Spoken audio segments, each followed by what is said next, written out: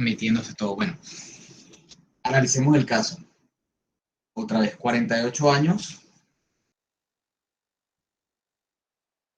un paciente masculino, residente y procedente de Barranquilla.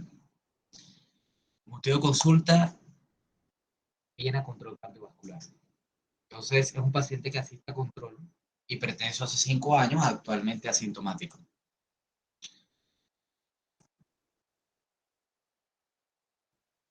Además de ser hipertenso, tiene una dislipidemia mixta, se encuentra en tratamiento con nifedipino 30 cada 12 horas, tiene prazosin 1 miligramo cada 8 horas, telmisartán 80 miligramos al día y espironolactona 25 miligramos al día. Además de esto, viene con rosuvastatina de 20 miligramos una vez al día.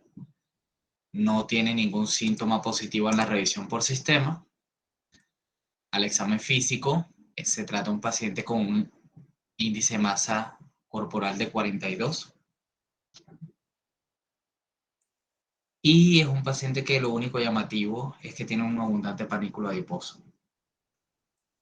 Se revisan los exámenes muestran un LDL de 274, colesterol total de 346, triglicéridos de 278.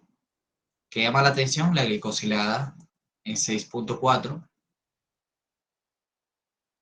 y un mapa, un monitoreo de la presión arterial que muestra una hipertensión no controlada.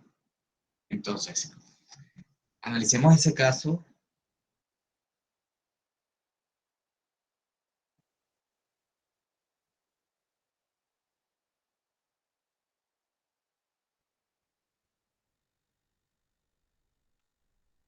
Listo. Dentro de las preguntas que nos plantea el caso problema es, el principal problema de mi paciente, ¿cuál es? 2, ¿estamos de acuerdo con el tratamiento y qué opciones planteamos? Entonces, cuando usted está analizando un caso de estos, tiene que tener claro los problemas. Entonces, lo primero, es un paciente que tiene claramente mal control cardiovascular. Y ese mal control cardiovascular está determinado por varias cosas. 1, hipertensión no controlada. 2, una obesidad severa. 3, un problema de dislipidemia. Y usted tiene la duda si ese paciente tiene una prediabetes o lo puede de pronto catalogar como un paciente con un síndrome metabólico. Y el paciente con síndrome metabólico, hoy en día, básicamente se comporta o tiene el mismo riesgo que si tuviera diabetes mellitus tipo 2. Entonces, si por lo menos no lo tiene, el paciente va para allá. Me han pedido entonces que haga un repaso de cómo enfocar este tipo de casos problemas y de mirar cómo elaboramos una estrategia terapéutica adecuada. Recordar que el paciente tiene una hemoglobina glicosilada de 6.4%. Entonces, analizamos el caso desde el punto de vista de la dislipidemia, llegamos a la conclusión de que el paciente requería dosis más altas de estatina y además, si no se alcanzaban metas, le podíamos añadir ezetimibe. Eso está claro, ¿verdad? Sí, señor. Listo. Entonces, supongamos que esa no es la hemoglobina glicosilada del paciente. Supongamos que la hemoglobina glicosilada es 8%. Lo primero, para definir un problema es entenderlo, ¿cierto? Entonces, ¿qué es la diabetes mellitus tipo 2? La podemos evaluar o la podemos mirar como una definición simple de la elevación de las cifras de glicemia plasmática, pero nos quedamos cortos. Hoy en día la enfermedad, la diabetes mellitus debe ser vista como una enfermedad cardiovascular o cardiometabólica. ¿Por qué? Porque al fin y al cabo, esos niveles de hiperglicemia prolongados terminan causando daño micro y macrovascular. Ahora, ¿cómo podemos definir si una persona tiene o no tiene diabetes? Recuerden que lo que más nos gusta a los médicos es clasificar. Entonces, los criterios de la ADA plantean varios escenarios. Lo primero es las pruebas de glicemia en ayunas. Una persona que tiene glicemia en ayunas mayor o igual a 126 probablemente puede tener diabetes mellitus. Una persona que tiene hemoglobina glicosilada mayor o igual a 6.5% tiene diabetes mellitus. Una persona que tenga una prueba de tolerancia oral a la glucosa a las 2 horas mayor o igual a 200 tiene diabetes mellitus. Y una persona que tiene una glicemia al azar mayor o igual a 200 con síntomas puede ser clasificada como diabético. Entonces, tenemos varios problemas. La glicemia en ayunas es una prueba que nos sirve mucho para hacer tamizaje. ¿Quién me recuerda qué es una prueba de tamizaje? Es una prueba de como para censar qué población ¿A qué tiene o población no se la tiene aplicas? a, puede ser a adultos con las patologías como estaba mencionando, hipertensos o obesos, eh, a jóvenes también que tengan consumo frecuente de bebidas azucaradas. Todo paciente con riesgo, profe. Todo paciente con riesgo, dice Yauer. Te dijo que el ¿Qué paciente más? que tuviera acantosis níquida. Acantosis nigricans. No. ¿Qué más? Se dijo que el tamizaje se le aplicaba a todos, prácticamente a cualquier paciente que llegue a mi Exacto. consulta, Ojo, a todos. cuando le hablen una prueba de tamizaje, estamos hablando de personas sanas.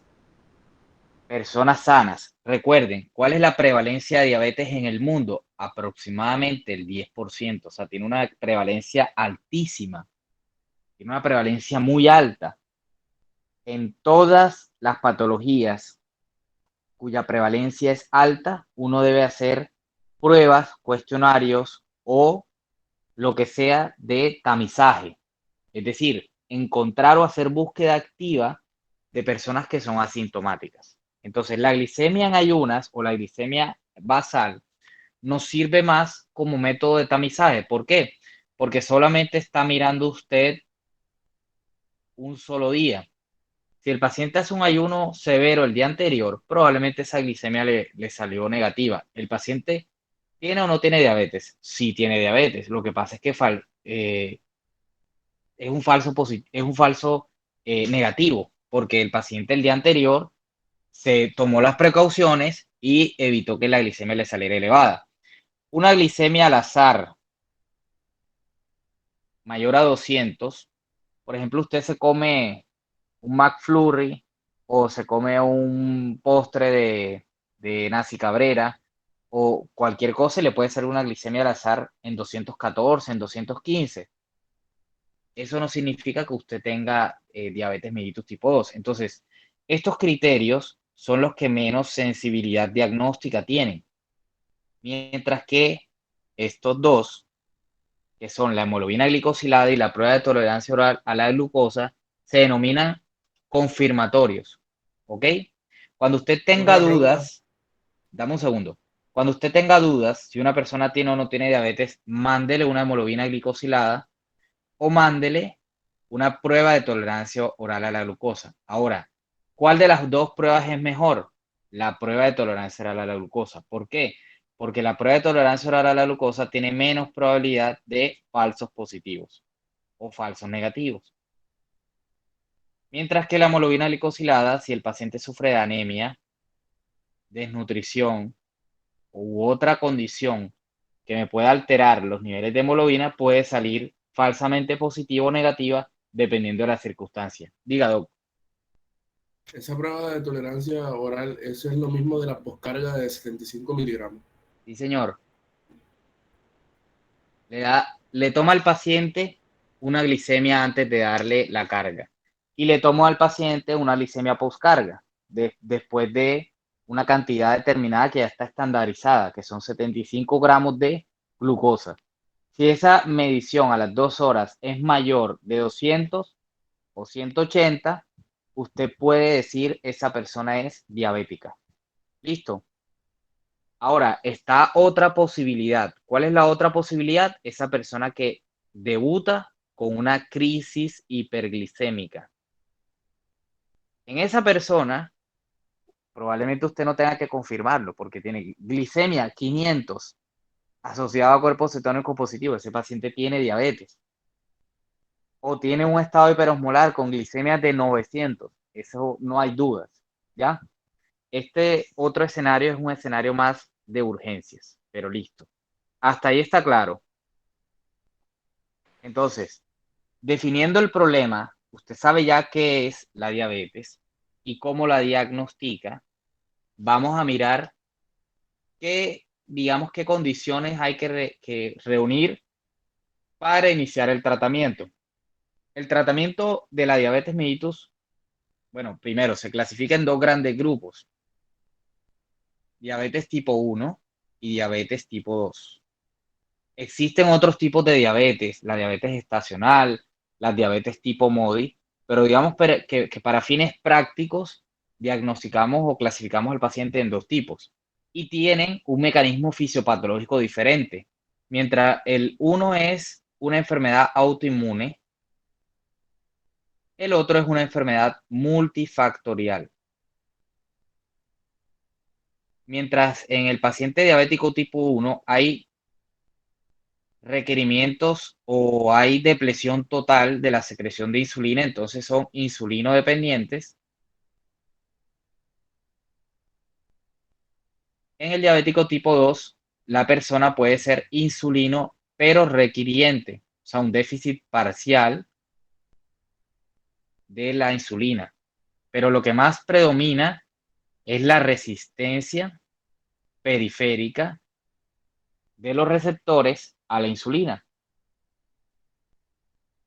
Esto está claro, ¿verdad? Yo creo que eso es súper básico. Eso es una de las maneras de entender el tratamiento. Entonces,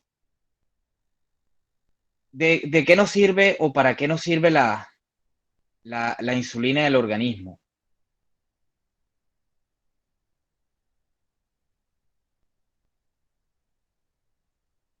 ¿Para qué nos sirve la insulina en el organismo? Como Activa puerta los, de entrada para la nutrición de la glucosa. activa los receptores GLUT2 para que entre la glucosa a la célula. No, se une a unos receptores de insulina, ¿cierto? Y esos receptores de insulina, a través de segundos mensajeros por fosforilación, abren los canales dependientes de glucosa, que son los GLUT. Hay como 18 tipos de GLUT descritos en la literatura, doctor. Por eso no hay que casarse solamente con los 2 y con los 4 y con los 6. No, hay 18 tipos de receptores GLUT. Pero lo más importante es saber dónde se encuentran esos receptores GLUT y dónde no se encuentran. ¿Dónde no se encuentran receptores GLUT? O sea, que la glucosa puede entrar libremente. En la barrera hematoencefálica. En el cerebro. En el cerebro, exacto. Es decir, que el cerebro y el sistema nervioso central en general son glucodependientes. O sea, son células que si no tienen glucosa se mueren de una. Por eso el daño que genera la hipoglicemia es principalmente por el sistema nervioso central. Y la primera manifestación clínica de una persona con hipoglicemia es el deterioro o la alteración del estado de conciencia. Una persona con hipoglicemia se desploma inmediatamente. Listo. Entonces, en otros tejidos, como por ejemplo el músculo estriado esquelético, la persona necesita estos receptores para que entren en la célula. ¿Y por qué es importante que entre glucosa a la célula? Es Para una de las generar energía. funciones que necesita para poder realizar su actividad. Shakira. Sí, Ajá, te escuchaba. Es Sí, importante, ¿por qué? la célula necesita energía para poder pues, realizar todo lo que necesita el metabolismo. Ajá, ¿y cómo sirve la glucosa para generar energía? Suena una pregunta básica o tonta. se realiza glucólisis, sale de ahí las moléculas de piruvato, entra el ciclo de Krebs para generar ATP. Exactamente. Yuranis, ¿y cuántas moléculas de ATP se generan en un ciclo de Krebs por una molécula de piruvato? 2. No, Señor, piruvato son las dos entran, dos de piruvato. una de glucosa, 2 de O piruvato, sea, ¿cuál es el resultado? Usted pregunta cuál es el ¿cuántas de resultado de ATP? 32. Bueno, tarea para Giovanni. ¿Cuántas moléculas de 36. ATP? Pero usted está preguntando o sea, que no le escuché, usted está preguntando el total. Claro, el total. Claro, el 36. total. Por cada molécula de glucosa son 36 moléculas de ATP que se generan en un solo ciclo. Por eso es que es tan efectiva. Y la fosforilación, eso se llama el proceso de fosforilación oxidativa que ocurre en la mitocondria, mediado por NADH, FADH y oxígeno. En ausencia de oxígeno, se activa el ciclo de glucólisis anaerobia y el rendimiento del ATP cae a 2 moléculas, porque el lactato no es tan eficiente. Por eso es que la célula termina muriendo. ¿Ok? Miren que eso suena básico, pero es súper importante para entender lo demás. Entonces, una persona diabética tipo 1, que teniendo en cuenta que la insulina sirve para que la glucosa entre a las células y se genere toda esta energía y todos estos mecanismos energéticos, si usted no le da glucosa, si usted no le da insulina, se muere. Entonces, eso era lo que pasaba hasta antes del descubrimiento del ortopedista eh, de el macerado de páncreas que hacía, que le inyectaba a una perrita que extirpó el páncreas. Hasta ahí no se sabía qué hacer con los diabéticos tipo 1. Se terminaban muriendo 20 años, 15 años, 10 años por todas las complicaciones micro y macrovasculares de la enfermedad. Porque recuerde, este es, digamos, la manera o la regulación de la glucosa. Normalmente nosotros tenemos una secreción de insulina basal y esa secreción de insulina basal mantiene unos niveles de glucosa estables en sangre, ¿cierto? Cada vez que usted come, se genera un pico de glucosa,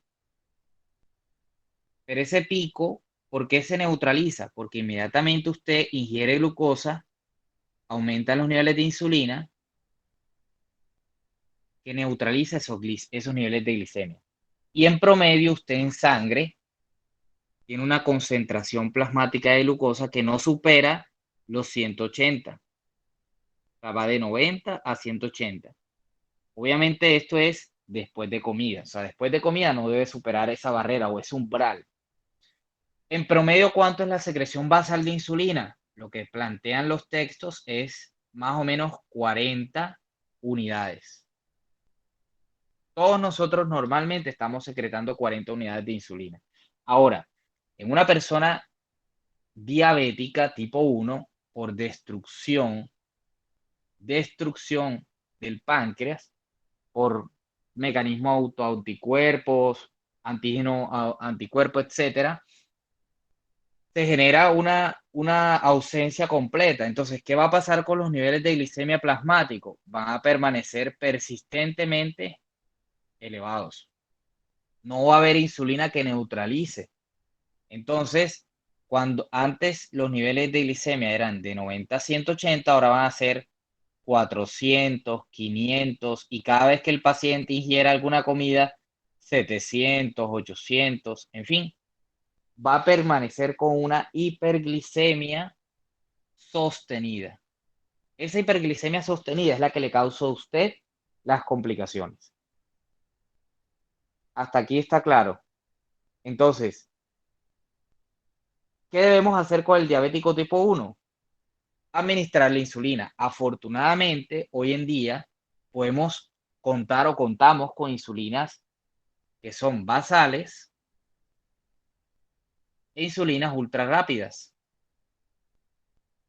Las primeras insulinas fueron las insulinas regulares o de acción intermedia. Entonces está la cristalina, pero imagínense inyectar a un paciente 6, 7 veces al día. Eso es cruel.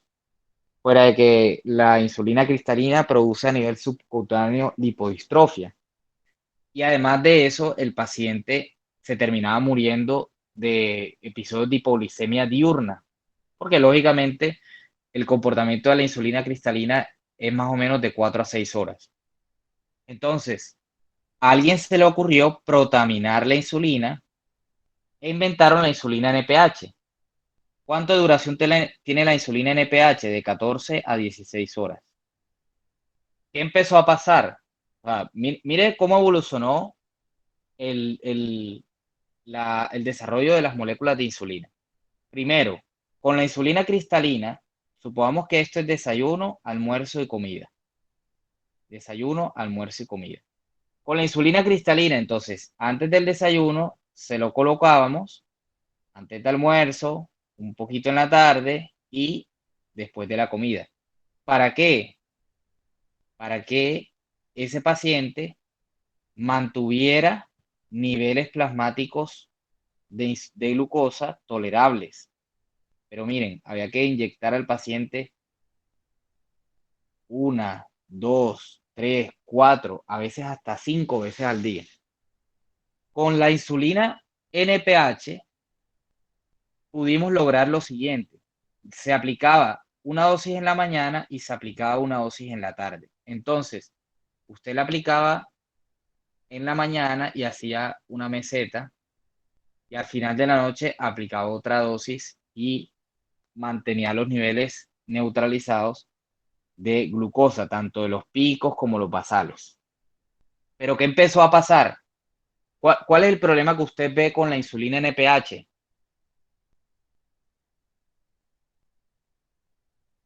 ¿Qué pasa si yo inyecto aquí, en este punto, otra dosis de NPH?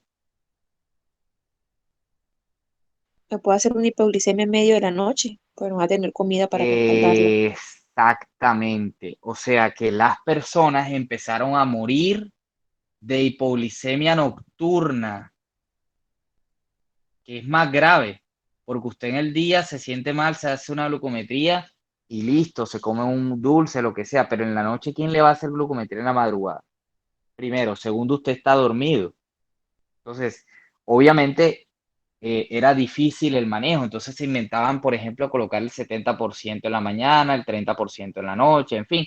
Era toda una odisea controlar esos niveles de glucosa basados en un esquema de insulina NPH e insulina cristalina. Pero con toda la genética, con toda la revolución de la ingeniería genética, pudimos lograr modificar la insulina y aparecieron los análogos basales, que son insulina glargina e insulina degludec, principalmente. Hay otros, pero esos son los principales. Y también aparecieron los análogos ultra rápidos, la insulina lispro, la insulina aspart y la insulina glulicina. ¿Cuál es la ventaja de estos análogos? Las insulinas ultra rápidas empiezan su acción a los 15 minutos y dura nada más una hora.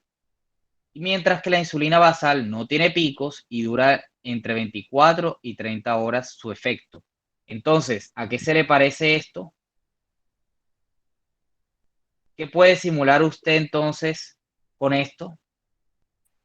El día y la noche del paciente o los hábitos que Exacto. tienen el día y la noche. La secreción basal con una basal y las preprandiales con un análogo ultra rápido. Es decir, que esas insulinas nos permitieron acercar a un manejo más fisiológico de la insulina.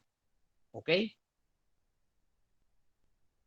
Eso nos permitió alcanzar un manejo más fisiológico de los esquemas de insulina. Entonces, hoy en día, todos los pacientes diabéticos tipo 1 deben tener una insulina basal y deben tener una insulina en bolo. O sea, un esquema basal bolo. Ahora, ¿a qué dosis? Bueno, lo que plantean las guías es de 0.1 hasta 0.5 unidades por kilo por día. Entonces, hagamos un ejemplo. Una persona que pesa 50 kilos. ¿A qué dosis quiere empezar? Vamos a ver. La cardióloga, las compañeras cardiólogas están por ahí. Hoy es pura endocrinología. Una de las dos que responda. ¿A qué dosis quieres empezar? ¿A 0.1, a 0.2, a 0.3, a 0.4, a 0.5? ¿A cuánto?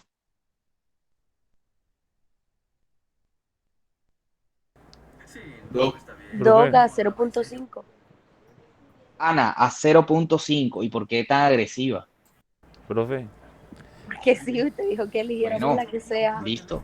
Bueno, listo, 0.5. No siempre se inicia por la dosis más baja del paciente, o sea, por la dosis Pues, inicial más baja. Sería lo pues ideal. mira que profe, no hay una regla 2x2. O sea, no hay una Igual es la regla. tolerable, ¿no? Del paciente. Bueno, miren O sea, todas por las eso, no, o sea, variaciones. a lo que quiero llegar o lo que quiero preguntar es, Ajá. si uno inicia con la dosis más baja, la dosis inicial más baja, en este caso 0.1, uno puede ir ajustándole al paciente hasta a ver hasta qué punto puede tolerarlo, porque es que de pronto si inicia de uno como con 0.5, no sé, digo yo. Bueno, Puede exacto, ser. doctor. Daniel, Profe, yo prácticamente estoy de acuerdo con Shakira y fuera de eso hay una clasificación que podemos clasificar el nivel ¿qué le de gusta clasificar al paciente? Ajá. el nivel del estado del paciente si está leve, moderado y severo. Y dependiendo de la clasificación se inicia con 0.1 o 0.2, 0.3. Y si es severo 0.3, dependiendo y se la va ajustando hasta cómo, o sea, cómo lo tolera el paciente, así como dice Shakira. Y Doc, Melanie Bueno, también. Giovanni, bueno, el doctor Pérez nos hizo una explicación más fácil que era que él hacía así, pues, que él lo que hace es que él va tanteando con la glicemia del paciente y y la dosis, con cuál le va mejor. O sea, perfecto. Entonces, miren, por eso es que la medicina es tan bacana, porque hay ciencia y hay arte. Eso es un arte. Ana fue agresiva y le colocó 0.5. Ella se la jugó con 0.5. Shakira dice, no, yo prefiero irme a hacer con 0.1 e ir subiendo. Yo voy a ser de abogado del diablo y voy a elegir 0.3. Porque yo arranco con 0.3, pero no está mal. No está mal elegir 0.1, no está mal elegir 0.5, no está mal lo que hace el doctor Luis Pérez en el Barranquilla. No, no hay una forma o no hay una sola, digamos, forma de hacer las cosas. Pero la dosis idealmente de inicio debe ser entre 0.1 y 0.5. ¿Qué dosis máxima? Aquí donde no hay techo, jóvenes. He visto pacientes con 3 unidades por kilo por día. O sea, dosis altísima, ¿ya? Pero bueno, usted seamos un poquito más, seamos intermedios entre Shakira y Ana. Seamos medio agresivos, pero a la vez medio prudentes porque tenemos miedo de que nos haga hipolicemia. 0.3 por 50, ¿cuánto da?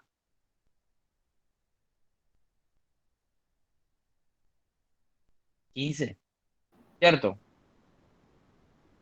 Ese es el total de insulina que usted le va a colocar en 24 horas. 15.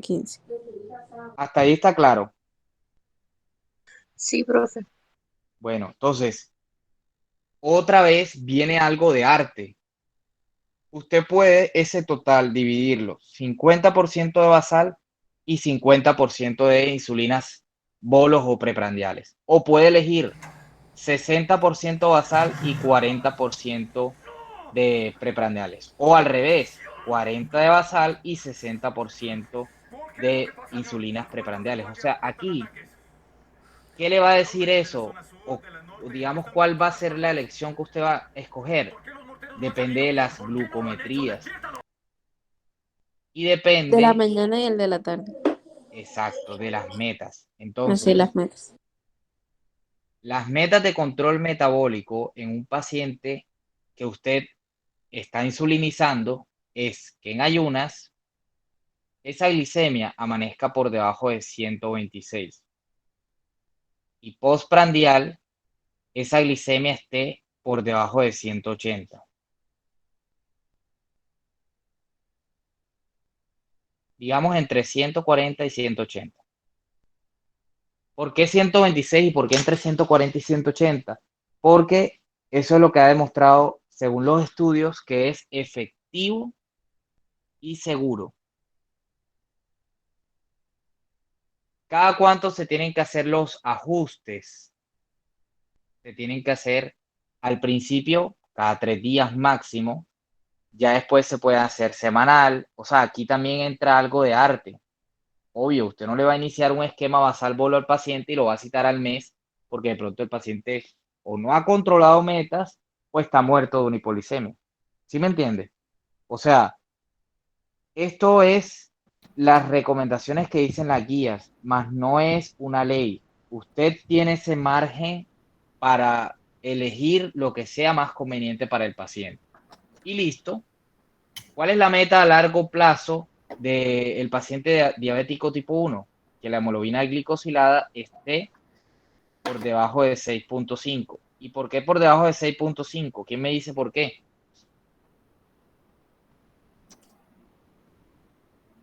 ¿Quién me dice?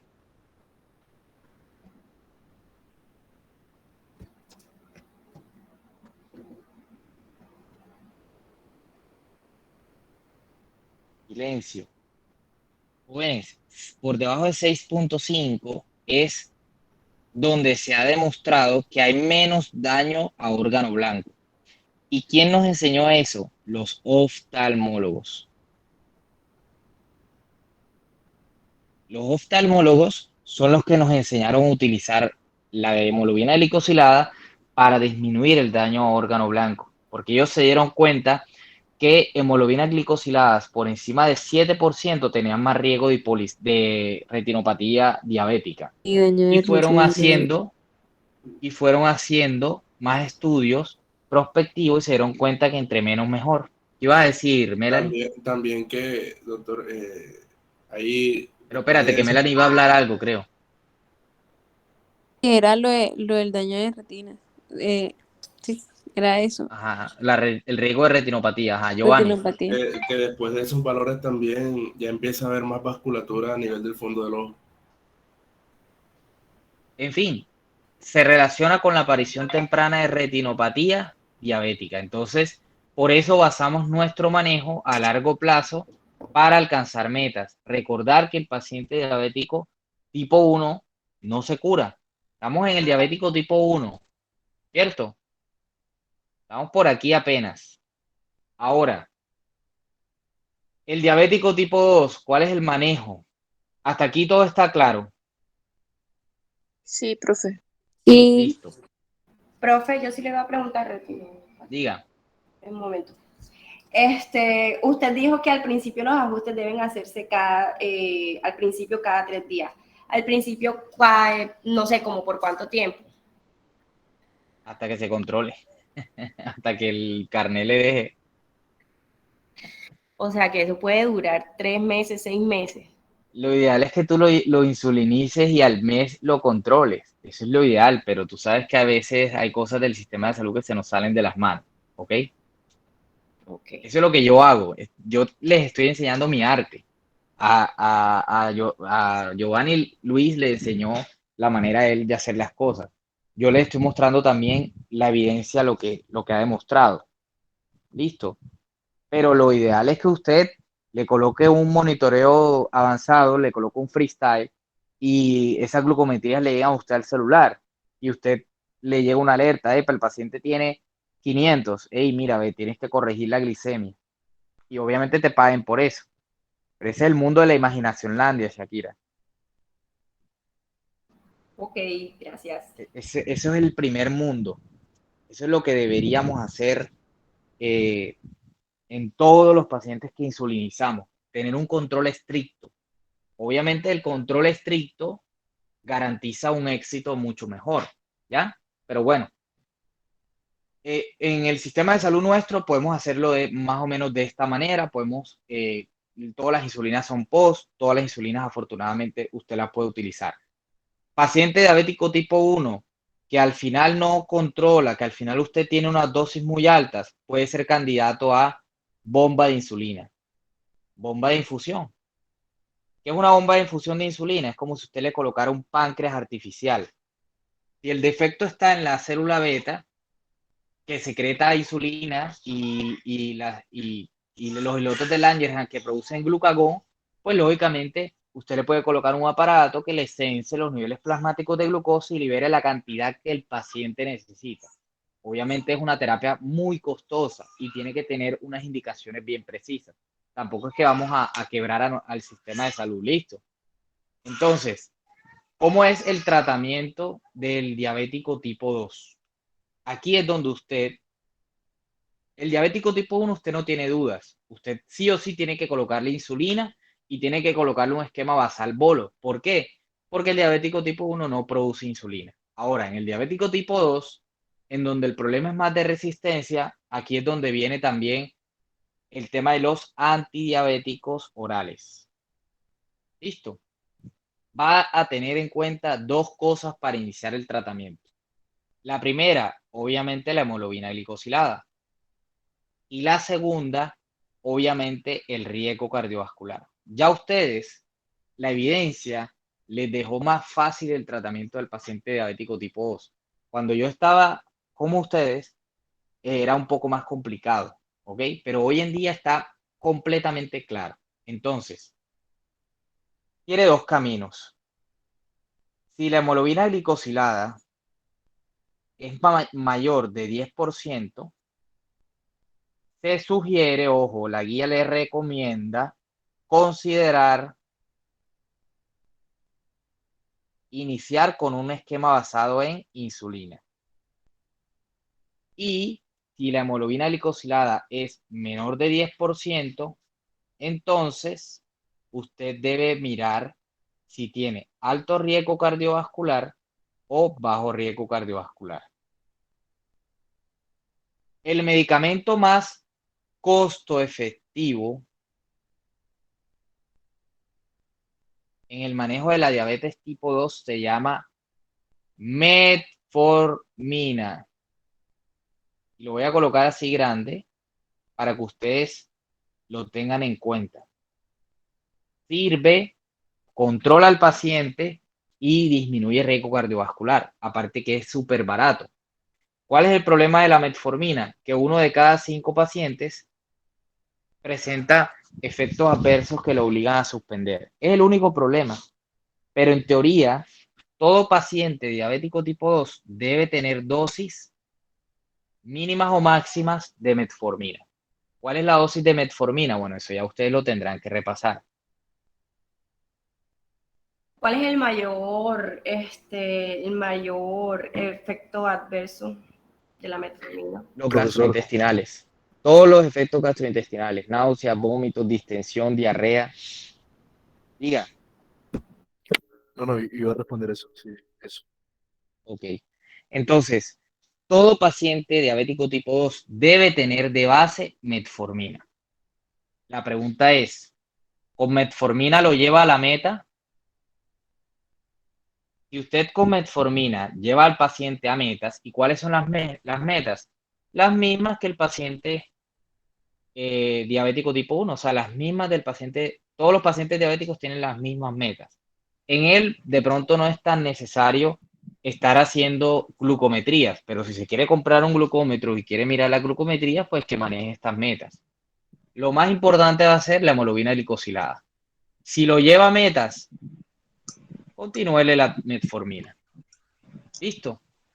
Ahora, ese paciente que no alcanza metas, es donde usted tiene que mirar el riesgo cardiovascular.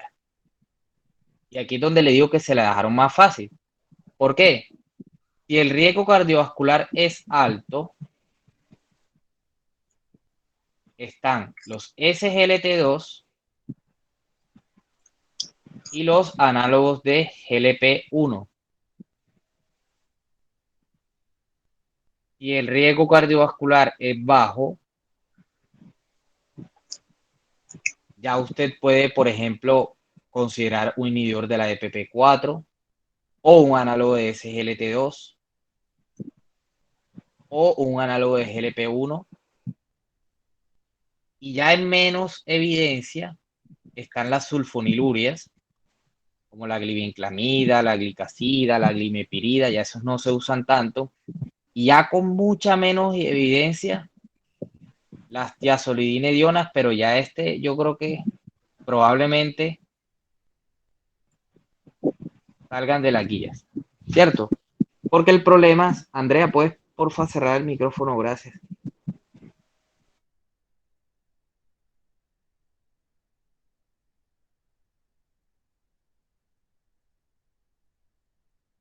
De pacientes que se mueren de un evento cardiovascular, o sea, imagínense, si usted tiene ya per se un riesgo por ser diabético, imagínense adicionarle un medicamento que le aumente el riesgo de morir. O sea, eso es casi como inhumano, ¿cierto?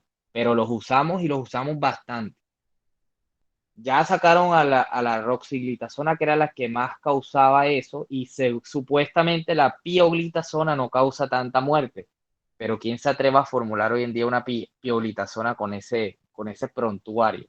Entonces, probablemente ya, aparte que usted tiene hoy en día otros medicamentos, como los SGLT2, como los inhibidores de DPP4, que pues lógicamente tienen unos beneficios cardiovasculares mejores, sobre todo los SGLT2.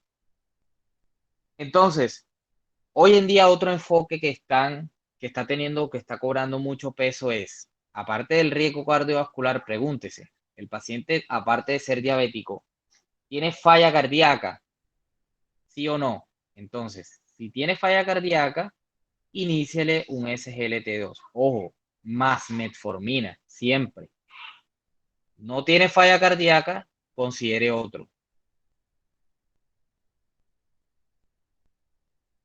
Otro enfoque puede ser, paciente presenta obesidad, aparte de la diabetes. Entonces, si presenta obesidad, iníciele un análogo de GLP-1. No presenta obesidad, considere otro. Vio que es más fácil. Entonces, Pero una pregunta. diga. Y si usted ya, cuando ya ha formulado el GLP-1, ese paciente, o sea, sale de la obesidad, su índice de masa corporal vuelve a la normalidad, ¿qué procede? Procede lo siguiente. El paciente alcanzó la meta. No alcanzó la meta, considere otro medicamento. Si alcanzó la meta, entonces déjele el mismo tratamiento. No lo toque. Generalmente hacemos poca reducción de tratamiento. Generalmente cuando alcanzamos meta lo dejamos así unos 3 a 6 meses. Ahora, ya después, si el paciente mejora la dieta, por ejemplo, he visto casos de personas que antes tenían una obesidad importante y ahora son corredores de maratones, en fin, o sea, cambian todos sus hábitos. Usted puede ir empezando por reducir el tratamiento. ¿Cómo lo hacemos? Pues le quitamos el tratamiento, por ejemplo, el que tenga más molestias en su uso. Primero los inyectables, ¿ya? Después los que tengan más efectos adversos, de pronto la metformina. Ya es nuevamente el arte. ¿Listo? Pero usualmente en nuestra población casi no quitamos medicamentos. O sea, los mantiene igual. Así el paciente ha llegado a metas de obesidad. Es que tu meta no es bajar de peso. Ojo, los análogos de GLP-1 que por carambola hayan demostrado que reducen la obesidad, no quiere decir que su principal uso sea la obesidad. ¿Cuál es el principal uso? La diabetes mellitus tipo 2. Fueron creados para eso. Lo mismo los SGLT2. ¿Sí me entiende? Los SGLT2, ¿para qué fueron creados? Para la diabetes mellitus tipo 2. Ahora, que por carambola sirvan para la falla cardíaca, bueno, perfecto. Ahora el cardiólogo no sale de los SGLT2 para falla cardíaca, pero es porque, hombre, redujeron el número de hospitalizaciones. Y tiene sentido. ¿Cuál es el mecanismo de acción de los SGLT2? Un mecanismo de acción diurético. Al inhibir el receptor de glucosa, la glucosa arrastra sodio y arrastra agua. ¿Y de cuál es el principal síntoma del paciente con falla cardíaca? La disnea mediada por congestión. Entonces, si usted le está colocando un medicamento que tiene un efecto diurético adicional que le mejora los síntomas de falla cardíaca, lo ideal es siempre utilizarlo. Pero mire que no fueron diseñados para falla cardíaca. ¿Fueron diseñados para qué? Para diabetes mellitus tipo 2. ¿Ok? A alguien se le ocurrió, hombre, pero si aumentamos la pérdida de glucosa, vamos a conseguir el efecto hipoglicemiante o antihiperglicemiante, como les dicen algunos. Entonces, volvamos a nuestro caso, ¿cierto? ¿Cuál es nuestro caso? El paciente que les dije, obeso, 48 años, les dije, si tiene una hemoglobina de 8%, entonces hagamos el algoritmo. Lo primero que le vamos a iniciar, metformina. ¿A qué dosis? Bueno, las dosis ya ustedes la repasan. A los 3 meses, el paciente vuelve. ¿Lo llevó a metas o no lo llevó a metas? ¿Lo llevó a metas? Déjele la metformina, no lo toque.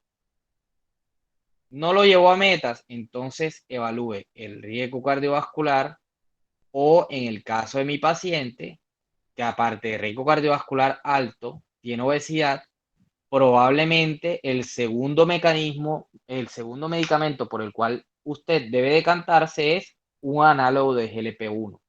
¿Cuál? Bueno, ya usted elegirá. Tiene liraglutide, tiene lixisenatide, tiene dulaglutide y tiene semaglutide. A mí me gustan estos dos porque son semanales. Fantástico. El paciente solo se tiene que pullar una vez a la semana. Son 4 al mes. Diferente a los otros que se tiene que pullar diario. Pero eso va en cada uno de nosotros. Listo. Eso ya no hay diferencias entre uno o el otro. No hay diferencias que sean estadísticamente significativas entre uno y otro. Pueden haber diferencias sutiles, adherencia, efectos adversos, lo que sea, pero no hay evidencias de diferencias en cuanto a farmacoefectividad. Ahora, ese paciente no lo llevó a metas, vuelve y evalúe. Lo importante es como en el paciente asmático, que decíamos ayer, no llegó a metas, pues agréguele. Entonces, por ejemplo, ese paciente que ya tiene metformina,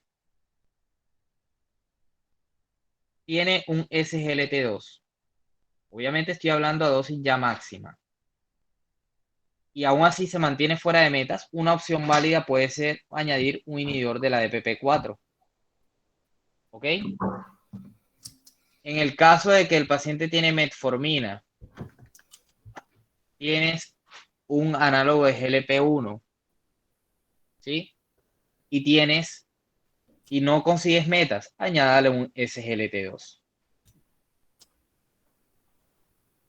El mismo escenario, bueno, entonces este paciente puede, por ejemplo, plantearle una sulfonilurea o puede empezar a requerir un régimen de insulina.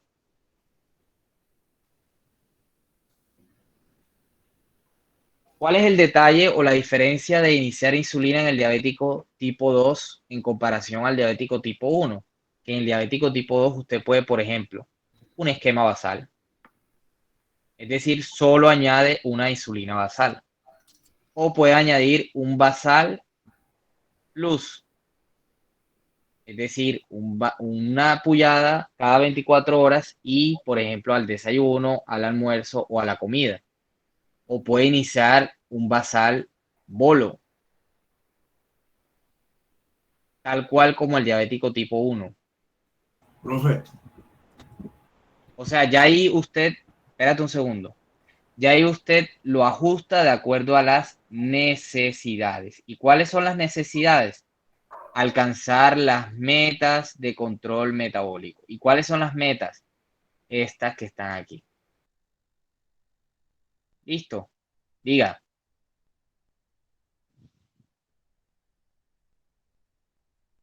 Diga. doctor, para usted, o sea, para su criterio, ¿qué es mejor? ¿Una basal al 60% o una basal al 40% y las otras a dosis baja? como sea, doctor.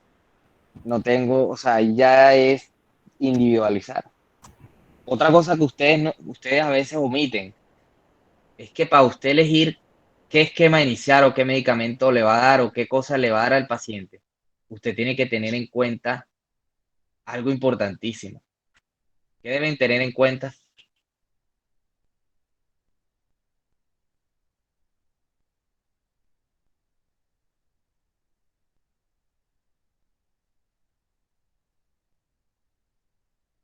La preferencia del paciente. El paciente puede decirle, doctor, yo no me voy a inyectar nada. ¿Cómo le va a colocar un análogo GLP-1?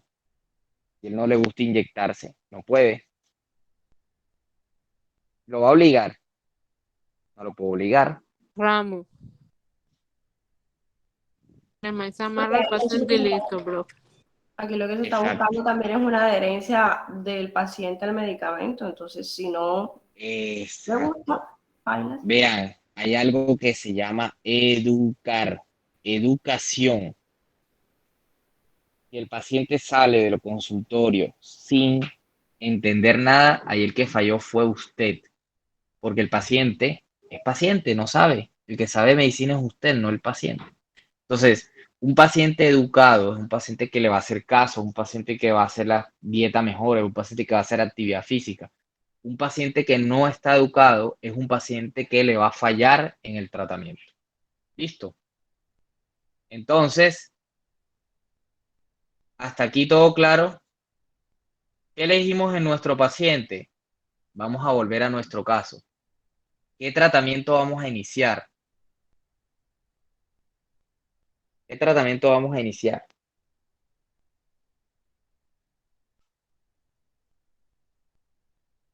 En este caso. ¿Qué lo están viendo? No, se ve lejos. Vamos a ver.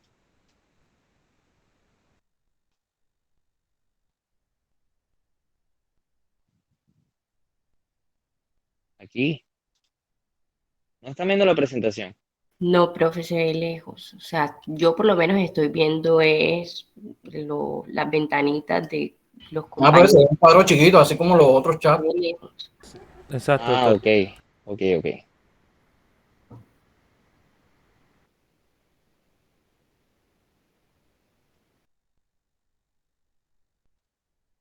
Listo. Entonces, ese paciente nuestro de 48 años que dijimos que posiblemente puede tener glicosilada de 8, no de 6.1 como plantea, de 6.4, perdón, como plantea la diapositiva.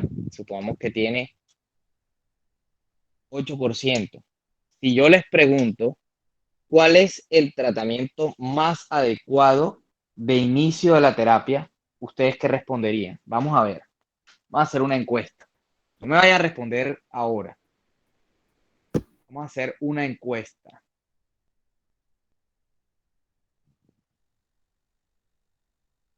Todos tienen Telegram, ¿verdad? Coleador. Sí. ¿Usted usa las redes sociales? Pero usted, esa fue Yuranis, estoy seguro. Yo no he dicho absolutamente nada. Yo tengo Telegram, yo. Que no me guste Ah, qué Twitter bien. otra cosa. Cuidado. Qué cosa.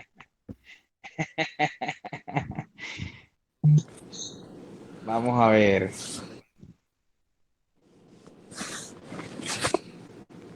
Vamos a hacer, a ver una encuesta. Vamos a poner listo.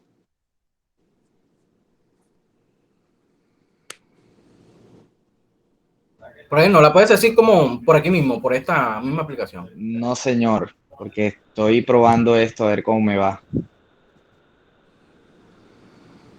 Añadir miembros. Les voy a mandar el enlace al grupo de WhatsApp.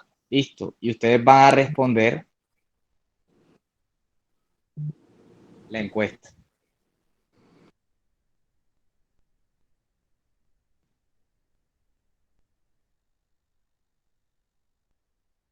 Ahí está la encuesta. La responde y miramos a ver si quedó claro. Entonces, ya las otras opciones de tratamiento ya las hemos hablado en la charla de dislipidemia, ¿cierto? Entonces, hay que aumentar la dosis de la rosuvastatina, por ejemplo, y si no conseguimos metas de dislipidemia, hay que procurar añadir exentinib, y si no conseguimos metas de LDL, hay que añadir un inhibidor de la PCSK9, pero algo hay que añadir, ¿ok? Entonces, vamos por favor, responder la encuesta. Profe, pero yo no veo encuesta. Yo estoy Claro viendo que el sí. grupo, pero Un no chat. Eso es un chat. un chat. Ajá. Ajá. Ajá, Ahí mire, y tienen. aquí. Pero en el chat no dice nada, es un grupo. Es un grupo, como si fuera un grupo de WhatsApp, pero Y no un dice grupo de nada. WhatsApp en Telegram. Historial visible. Listo. Olis, mire, ya hablé por ahí, mire, para que vea, pero dije Olis no. Y que Olis, no hay encuesta. Suban. Ya está ahí, creo. No, profe, es que a nosotros No, nada más nos no, sale no desde el está momento agregado, no que va a vamos salir. a Si tú unir. mandó antes de que nosotros entráramos, no nos va a salir. Espera, subir, profe. Usted lo tiene que enviar cuando todos se hayan unido, porque si no, el que se vuelva a unir no lo va a ver. ¿Qué Exacto. problema? Vas a ver que no. Bueno, ahí está. Si usted está colocando, yo no veo absolutamente Vamos a nada ver. de unirme. Quitamos Profe, voto le está anónimo. dando duro Cuestionario. le está dando duro la tecnología. Ya le No, al mandé foto por revés. WhatsApp, para que Y usted ahora vea. sí, no está. Ahora sí sale, doctor. Ah, bueno, entonces responda. A mí no me sale. Ya le di a actualizar esto y no sé, ya salió. Ahora sí salió porque la envió. Ah, Porque la vio. envió. Porque la envió. Y que Diofer salió del grupo. Jóvenes, entonces, miren, siempre que tengan, vuelvo y les insisto, a mí me gusta insistirles en esto porque es súper importante en todas las patologías que estemos revisando. Usted, en una patología crónica, no va a pensar en curar al paciente, usted va a pensar en llevarlo a metas. Ahora, si le preguntan, hombre, doctor, es que es un paciente diabético asociado a una obesidad extrema y se hizo un bypass y el paciente ya tiene glicosiladas normales. Maravilloso, pero ahí usted ¿qué le trató? ¿La diabetes o la obesidad? La obesidad. La obesidad. Oigan, apenas han respondido 25 personas. Ya yo respondí ya, profe. Profe, no me sale. Eso lo explicó el primo también. Bueno, el 90% de los que respondieron metformina. El 10% viene respondiendo GLP-1, el 3% es SGLT2 y 0% inhibidores de la DPP-4. Vamos a esperar que todos respondan. Vamos a ver si hay efecto ajedrez. Entonces, jóvenes, bueno, hasta aquí preguntas, dudas, inconvenientes.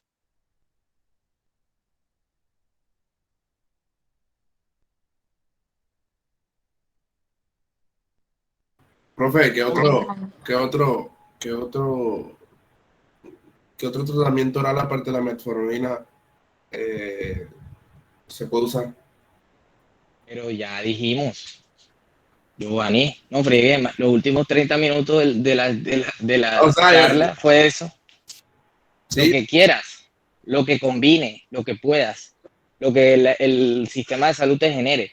Por ejemplo, una combinación buena sería metformina con un SGLT2. o sea, Ahora, sí. no te sirve, no te llega a metas, agrégale un inhibidor de la DPP-4, el que quieras, no hay diferencias. O sea, Afortunadamente no hay diferencia entre uno y otro. mi pregunta es el nombre comercial, o sea, no la parte química, sino como el nombre comercial que más se usa. Yo no tengo preferencias por un nombre comercial, ¿ya? O sea, yo uso cualquiera, listo.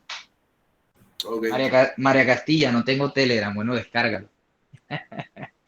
Ahí, bueno, la respuesta correcta en marifosina puede ser la una que no opción. tiene Telegram es María Alejandra Zuluaga, no yo, ya yo respondí.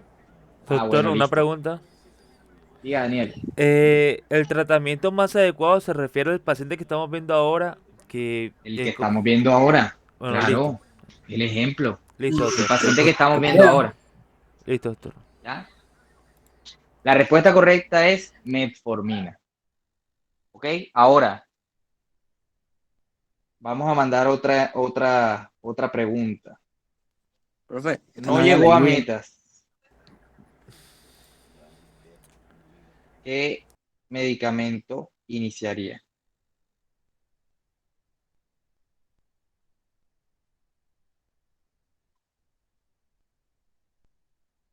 Vamos a ver.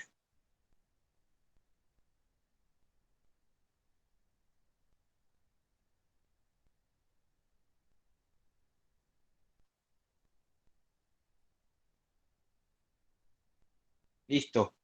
Contesten, pues.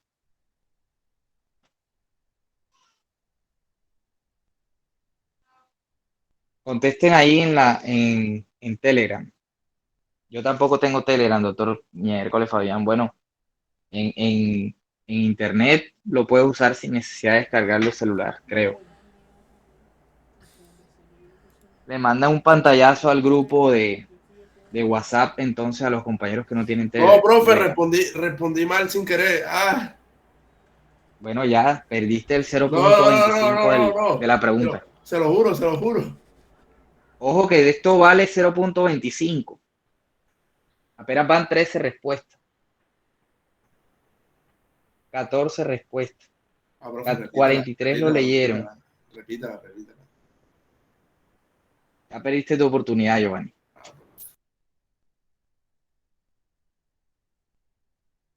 17 respuestas.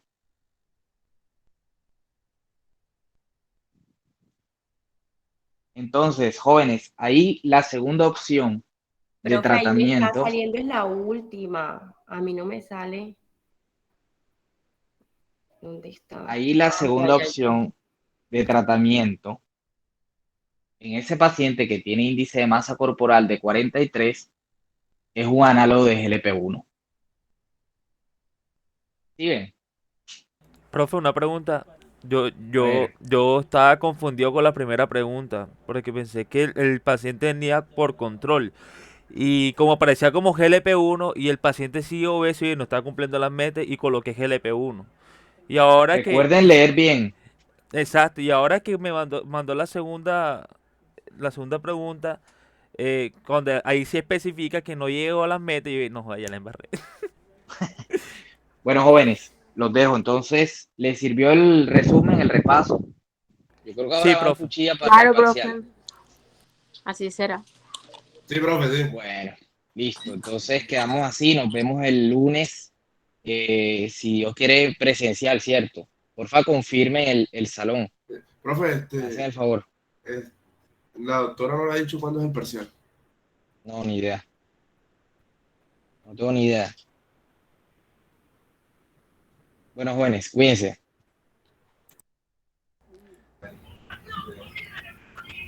Listo, profe, Listo, estoy bien. doctor. Bendiciones.